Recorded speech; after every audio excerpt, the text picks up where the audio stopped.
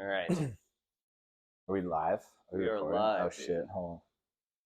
We're fucking live. Gotta get that tea in. Yeah. All right, Get so my start. throat. Just have you introduce yourself. Hi, Jimmy. Hi. I'm Jack. Okay. Uh, perhaps better known as Upgrade Glass in the glass world. Okay. Where you at? Where are we at? We're in Arizona. Huh? Yeah, Tucson, Arizona. That's where I live. That's where my studio is. And I've lived here for 10 years, 11 years now. Okay. About the same amount of time you've been blowing glass. Yeah. Yeah. Interesting. Okay. So why'd you choose the artist name you did? Why did I choose the name? Marketing, really? I think like it's important to have a name that is easy to remember. And I think a one word name is kind of the move and kind of an homage to other glass artists that came before me and other graffiti artists. But I picked the name Upgrade because when I was in high school, my favorite music album was Deltron 3030. Okay. And it's a wonderful album. It's a concept album. And it's about an intergalactic rap battle. And there's a song called Upgrade. And I really like that song. I really like that album. And it just kind of stuck. Like I think one day I was blowing glass, I was listening to that album, and I was like, oh yeah, This is the this one. is the one. Yeah. And then it sounds, any name you pick is gonna sound corny for a while, and even now when people call me that, it like kind of bothers me. I'm just like, oh no, it's Jack. Like please So I was don't gonna say, please don't call me that. is it weird when And people come to you and they're yeah, like, well, Upgrade? yeah, to me it's more like that's the glass business. It's not so much like an alias. Um, and and that is hard to get used to, but you get Yeah, used to it after a while. for sure. Okay. So Jack, I'll continue to call you. What's the first thing you made in glass? First thing I made in glass, I took a class, and the first thing I made was just a little clear gather, like a marble, on the end of like a 10 mil rod, and I turned it into like a little stir stick. Yeah. Yeah, You still have it? I think I gave it to my mom. I think Yeah. I gave a lot of that early stuff to my mom, or like, put it in our garden or something. Just it was trash, but I feel like the parents sometimes have the sweetest collection of yeah, our glass. yeah. It's My a little, mom's got my little shelf, like in the house, and it's so embarrassing because like I go over there and I'm like, can I? It's because it's like seconds. It's like not really yeah.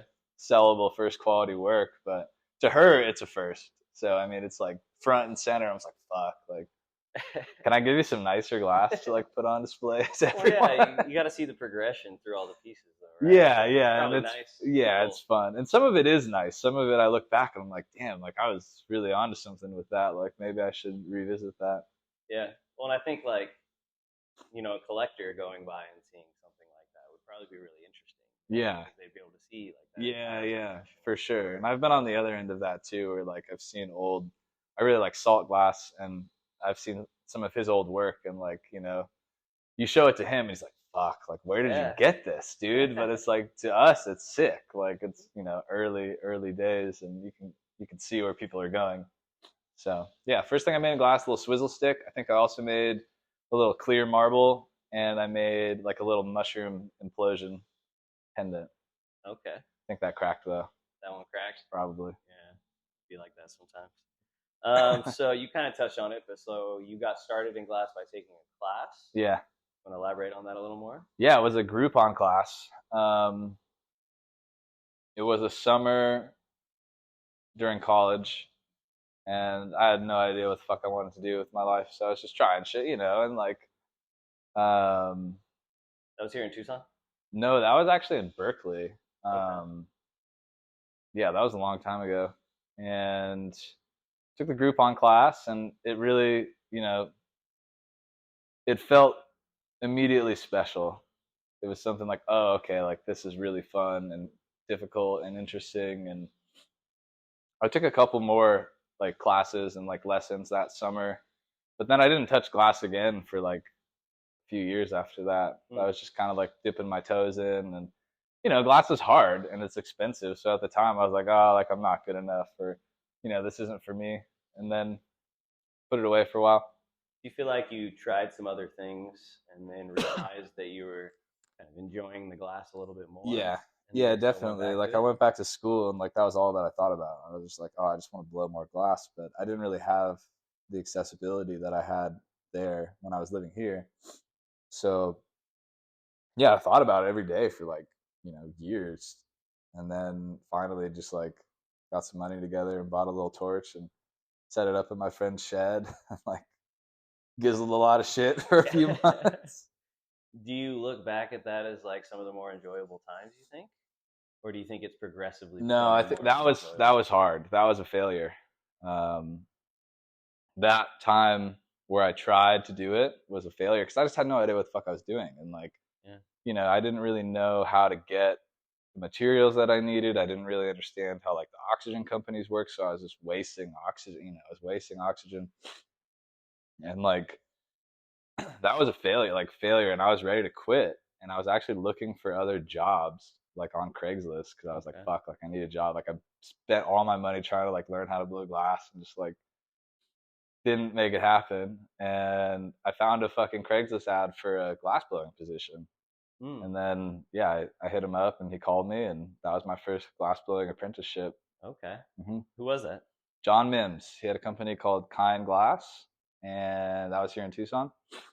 Wow. Yeah. How long did you do that for? It was about like 6 months, and then the company kind of dissolved due to personal reasons, which I won't get into out of respect for that studio and John. But yeah, kind of at the end when things were falling apart, he kind of just handed me the keys and was like, "Good luck, dude." Like, wow. And that was when Upgrade Glass like happened. Like Okay. that was when I was like, okay, like, fuck, I don't have a job anymore. I don't have like any viable options for like selling glass. So I was like, well, like, I'll make an Etsy account and I'll make an Instagram and I'll start trying to like sell glass online. And that's how it happened. Okay. Yeah. So you just were kind of talking about it. Where were like the first places you were selling your glass? The first place I was selling my glass. Yeah. Like, where did you well, yeah, first, that was my first job, and I was really bad at it. I was a really bad production glass blower. I was not good at making the same thing twice consistently, but I definitely had kind of a creative vision, and I think John like saw that in me, and he let me ride pretty hard. So John, if you ever see this, thanks for kind of letting me ride a little bit. And yeah, so I was like coming up with designs in my free time because like I had like a quota or whatever, and like pieces that he wanted me to make that I was making really badly. And then like he kind of throw me some scraps and throw me some color, and I would make like little sculptures and little like dragons and little whatever eyeballs. And he was like, shit, like I could sell these. These are way better than your pieces, Okay. your version of my pieces. So like, let me take these to the shows. And then he took those to the shows and would get orders on those, and then would come back to me and would, give me the list of stuff to make, and I would make them. But they were my designs. I was gonna say, do you feel like it was almost that once you started making things that you felt like were unique to you, that it almost started selling more? It seems like a little bit. Yeah, and that was like an eye-opening experience, being like, oh, okay, like people want like my stuff, like that's really cool. But then after that, like it was easy just to kind of like dump those pieces off on him. Not to say it was dumping them off, but he was doing all the legwork for me. And then yeah, when that ended, I didn't know what to do. Like I tried to go around to like smoke shops and like sell pipes and stuff, and it's kind of the same issue. Like they wanted like $5 wrapping rigs, which I was really bad at making because like I couldn't make the same one like twice, or like maybe 2 out of 10 were the same, and one was bigger and one was smaller, and like they were just different, and that's still how I am. Like still, like you look at my work and it's all a little different, and I've kind of just played into that. I was gonna say, do you lean into that now more? Yeah, definitely. Do you mind if I get a little water, dude? I'm hurting. Grab that water. Excuse my voice. I'm a little sick. Hydration is very important. Yeah.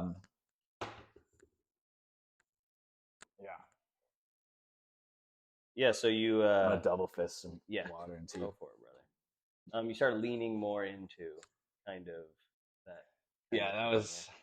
Yeah, to answer your question, that was like my first job, right? And it was kind of structured, loosely structured. And then after that, I didn't know what to do. So I tried to sell smoke shops, that didn't really work out. And then that was when I started leaning into like the online stuff. Yeah. Because Okay. like I made an Instagram and like was like selling some stuff, and then I made an Etsy and was selling some stuff, and it was just like What year is this? 2012 or 13 probably. So like, I was like 6 months in probably. yeah, and Yeah. Instagram was starting to get pretty crazy, and Yeah, I you know, think it was I think that was becoming more probably like wild. 2013. Yeah, that was like 2013. Okay, interesting. Um, yeah, that was like the very beginning of Instagram.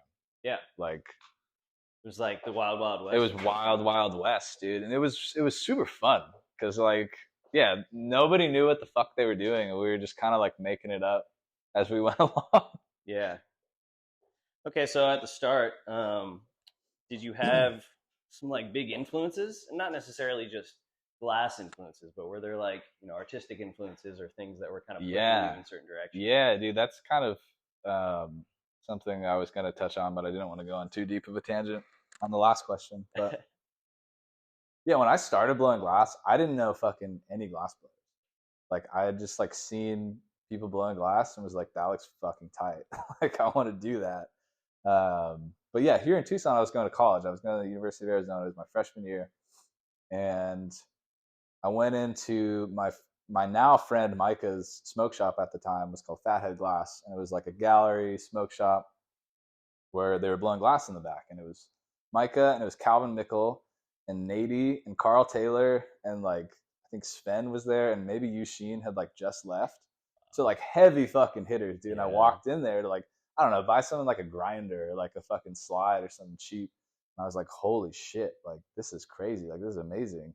And I think I left with like $100 spoon, just like that Micah had made or Calvin had made or somebody had made.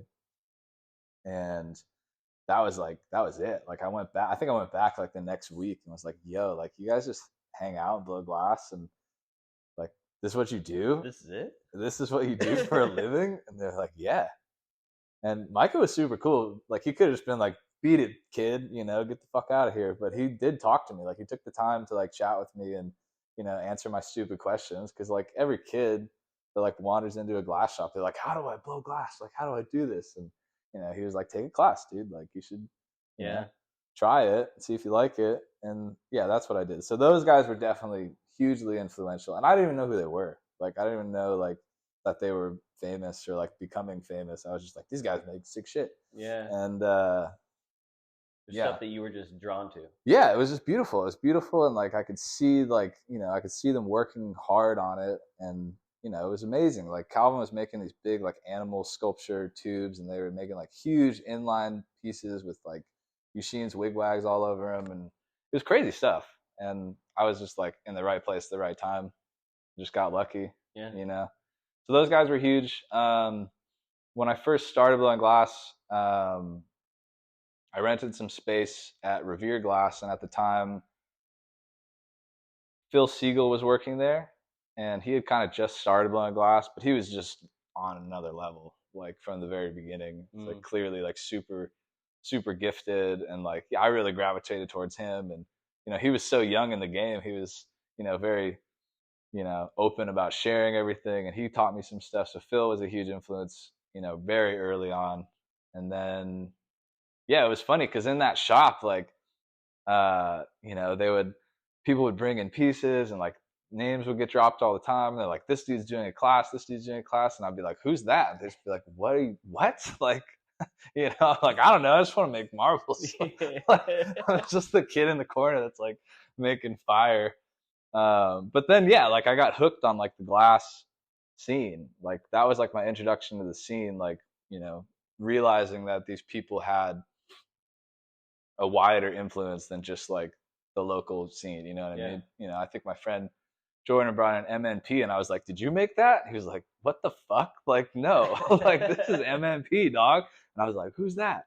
And and that was pre Instagram, dude. That was like pre fucking everything. So Yeah, you you had had to to go just on see like it. yeah, you had to go on forums, and it was all black market like forums, like deep internet, like you just didn't know. Yeah. So that was fun. That was like a fun like thing to discover early on. And yeah, a lot of those guys like that I, would read about on Toke City and like Talk Glass. Like those were like the two big forums at the time. And yeah, Salt was like the guy that I think I first saw Salt on Toke City, and I was like, oh, that's what I want to make. Like I want to make weird monster sculpture shit, with teeth and big eyes. And so Salt was super influential because yeah, he was the first guy that I really saw. I was like, oh, that doesn't even look like a pipe. That looks like something different, something Mm. crazy. That's art. And yeah, Salt, that MNP rig, definitely, got the wheels turning. Yeah. Okay. Are there certain objects that you were making at the start when you're getting all these influences that you still make today? Yeah. Um, well, yeah, kind of. I mean, all of it is definitely still relevant in my brain and like the things that I choose to make. But the one thing that like stuck early on was the dragon pendants that I was making. And that was like how I got going, like as a independent like glass artist. Like that was like the piece where I was like, I don't need a fucking job. Like I could be a glass blower, Mm. type of piece. And like I haven't made one in a couple of years, and I've really been thinking about making another one because it's Year of the Dragon. Mm. And yeah, it's a special piece to me, like personally, and people really liked it. And I think I got maybe a little self conscious because there's so many people making really sick dragons, and like, Mm. I don't like to be compared or compare myself to other people. But that's definitely something that I'd like to revisit soon and make again. So with that, what's your favorite thing you're making right now? Oh, that's tough. It could Yeah, be like just like what the your last favorite few years, today. I've been really deep into the patterns, just down the rabbit hole with the Millie patterns and cane and different possibilities with layered canes and cutting them different ways and trying to stack them different ways. And it's just endless. There's so many things that haven't even been touched yet in that realm. And it's so easy to just go from one project to the next. It kind of just seamlessly, you go down this river and discover things. And that's really fun for me. I still make a lot of sculptures. I think like finding those characters that speak to me and like speak to other people that collect glass and other people that blow glass is really really fun for me.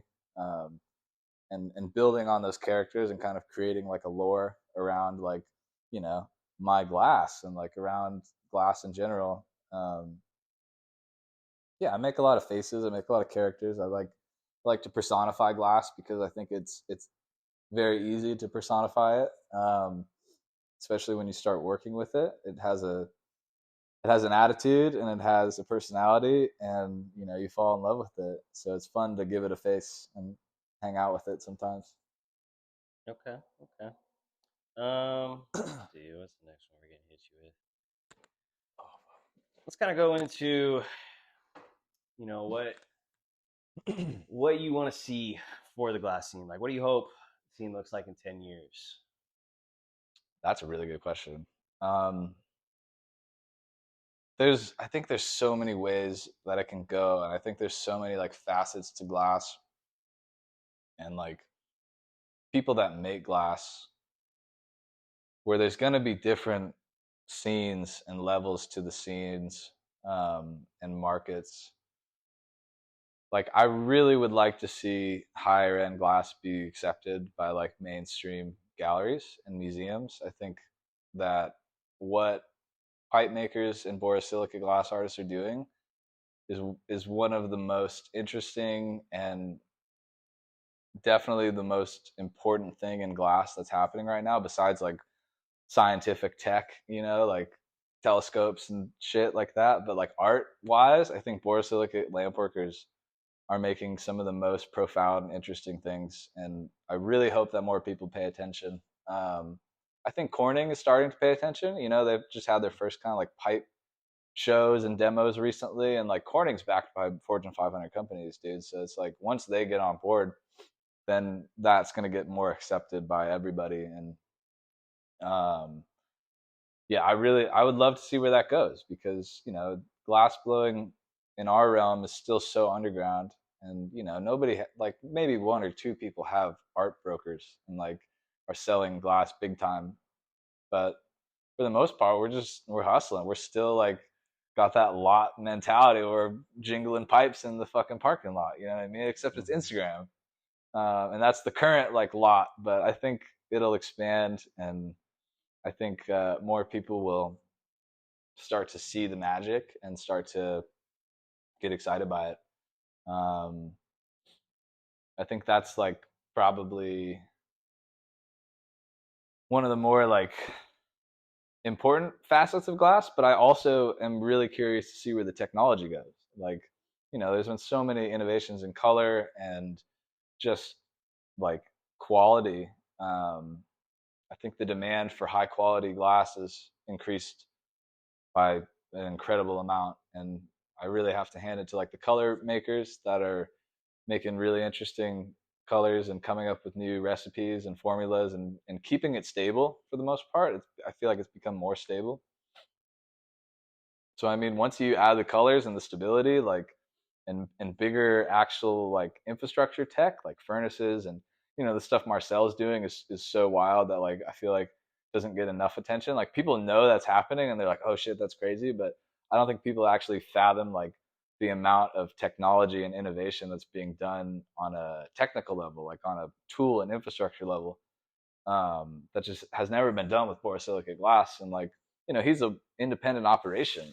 Oh, Hey, is that okay? Should we fix it? yeah, I'll fix it. Yeah. You can stay there and just look handsome.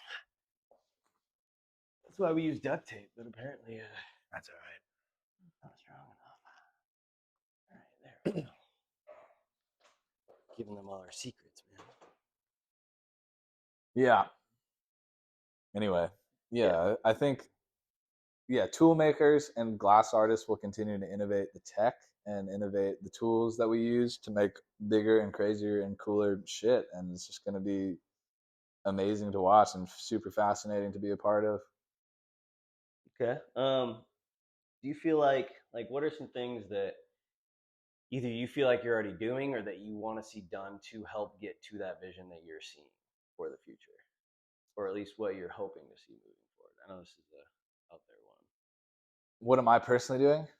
Sure. Well, I'm running a studio called Tucson Torchworks, and the vision of the studio is to be a place, in the country where artists from all over the world, any skill level, can congregate and exchange ideas and teach and learn and collaborate. And I feel like that's the main thing that drives things quickly is when people share information. And that's been like the beauty of the internet and social media and like all the stuff people complain about is information gets shared at an incredible rate, which like leaves people behind and leaves people kind of confused. And um, it's not always easy to keep track of in real time. Sometimes you have to like sit back and be like, all right, like what actually happened. um, but I think in a retrospective point of view, like all of that has sped everything up like incredibly quickly. And I think what needs to happen now is there needs to be places where that information can be not only shared on the internet but shared in person. And things like that have been happening over the years more and more. Like Melt is a really good example of that, and Corning's done stuff, and there's been a lot of small studios like us that have been doing more and more stuff like that, and I see it more and more. I see it more and more happening. And what I'm trying to do personally is instill an attitude of stewardship instead of gatekeeping, and like people freely exchanging information and freely exchanging, especially like technology and like stuff that makes glass less shitty. Like there's so many quirks to glass where if like the borax thing where it's just like if you just put a little borax in it, the glass is going to be better. You know what I mean? And like stuff like that where it's not hurting anybody by sharing that information. It's actually making everybody better. No one's losing anything. It's no competition to anybody. Stuff like that will only drive things forward and will drive the quality of glass up. Um, yeah, and I see that happening more and more and more. And I'm hoping that I can lead by an example, and hoping that other people are seeing what we're doing here and they're, getting stoked on it or want to come here or want to do something similar, because that's what'll drive it forward is the sharing of information and people collaborating rather than like being angry on their keyboard, being like, "This dude's biting me" or whatever. Yeah, You know. yeah. Okay.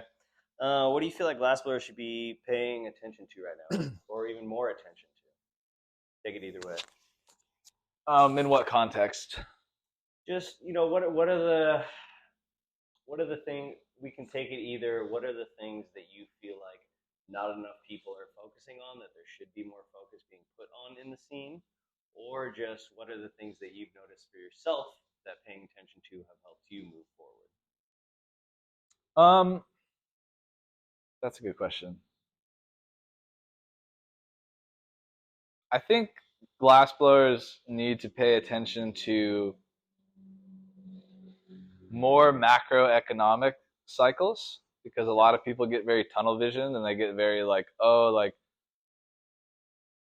X, Y, and Z is not working for me, so it must be like this must be the reason, when really you need to like take a step back and see it from a perspective of like including everything that's happening all at once, and that's really really hard to do. Um, from like an economic perspective, I think that's important for people to pay attention to and learn about economics. Take an economics class, fucking watch some YouTube videos, and figure out how you can structure your business to actually participate in these waves. I've seen a lot of like discourse online and like some negative sentiment about things that I don't think are the actual problem, and I think that if people paid more attention to things as a whole, they would be in a better position to survive hard times like this. I also had a conversation with another artist, a ceramicist, he's quite old. I think he's probably in his 70s or 80s. He's still working. He's still making ceramics and making beautiful ceramics. And I was just asking him, how do you stay excited to make art, still? And he's like, you have to look, like you have to pay attention, you know, not just with glass, but with everything. You need to pay attention to everything in your life that's beautiful and consume art and consume beauty in a way that's like helping you grow instead of just mindlessly consuming stuff to like get a dopamine hit. Like it's not about how many things you consume, it's about how you're consuming those things. And like I see it in myself a lot, like with social media and with the internet. It's so easy to just you know get sucked into it and mindlessly participate. But if you can consciously participate and seek out stuff that is inspirational or is educational in some way, like that's the shit that you need to pay attention to. Like, and I think everybody could benefit from that. And learning about self improvement and learning about how to unlock that creative potential that's inside of you, rather than just mindlessly participating in life. Um, So it's perfect because next question I was going to ask you is, what are some of your favorite things to do outside of glass? well, glass takes up a large part of my life. Outside of glass, I have a lot of grandma hobbies. I like gardening. I like plants a lot. I like hiking. Um, I like to read. I like to watch movies, and I've never been much of a TV watcher, but recently I've started to appreciate some of the longer, more thoughtful series of TV shows, which have honestly influenced some of my glass. What's the big one that comes to mind? The big one that comes to mind is Game of Thrones. Okay. Um, yeah, people didn't like the ending. I kind of like the ending, I just but watched through it for the first time, like within the past year. yeah, it really got me stoked on things. And So that again, you're just doing my job for me, man. What's inspiring your work the most right um, honestly, other glass blowers. now? Okay. Like I'm so stoked to see people making cool stuff all the time and like pushing themselves, and not just people in my studio, but like my friends that are all over the country that I'm connected to online now. Like it's so fun to like check in on your homies and like see them crushing. I'm like, because that makes me want to work harder. Or I'm like, oh, like I want to work harder and like get on their level and work with them. So that's been pushing me a lot lately. And I'm starting to like see that, like starting to see the results of that, like, getting more invitations to collab and like getting, more opportunities from other artists, and that's been really nice. Good, man. You deserve it. Thank you. Um, yeah, I've never been much of a collaborator until recently, and I want to collab. If you want to collab, hit me up. But yeah, that's been very inspirational. Just, my friends and you, people like you that come in and want to make stuff with me. That drives me, dude. I get stoked. Like, that's the best. Cool. All right, I got one more for you. Uh, what do you hope to accomplish in glass? That's such a good question. I'm trying to figure that out, man. And your answer can change. Yeah, I think my answer has changed over time. When I first started blowing glass, it was just fun. It was just like trying to figure it out. And then I think I got obsessed and I was like, I want to be the fucking best at glass blowing ever. And then that kind of consumes you and, it takes away from other parts in your life that are important.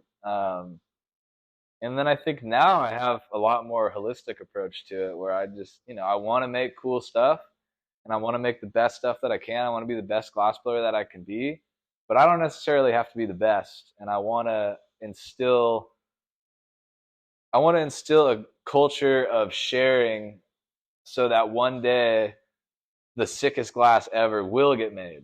It doesn't necessarily have to be me making it, but like if this information gets disseminated to enough people and over time the technology grows and people's skills grow, then the coolest glass ever will be made, and I hope to be really fucking old and be scrolling whatever scary app we have and looking at all the cool glass that gets made, and that would make me really happy.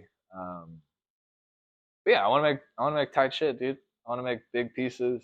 I want to push the limits of like pattern work and see what's possible and educate people. I really like. I don't want stuff to die with me. Like I've thought about that a lot. Where I'm just like, oh, like I want this information to go on because the glass is gonna outlive us. Like the information should too. Um, but yeah, I want to make cool stuff. I want to make cool stuff that people are stoked on, that I'm stoked on, and hang out with my friends. Cool. Blow glass forever, dude. Anything else you want to say? Not really. I think that's good. Cool, man. Yeah, my throat kind of hurts. Yeah.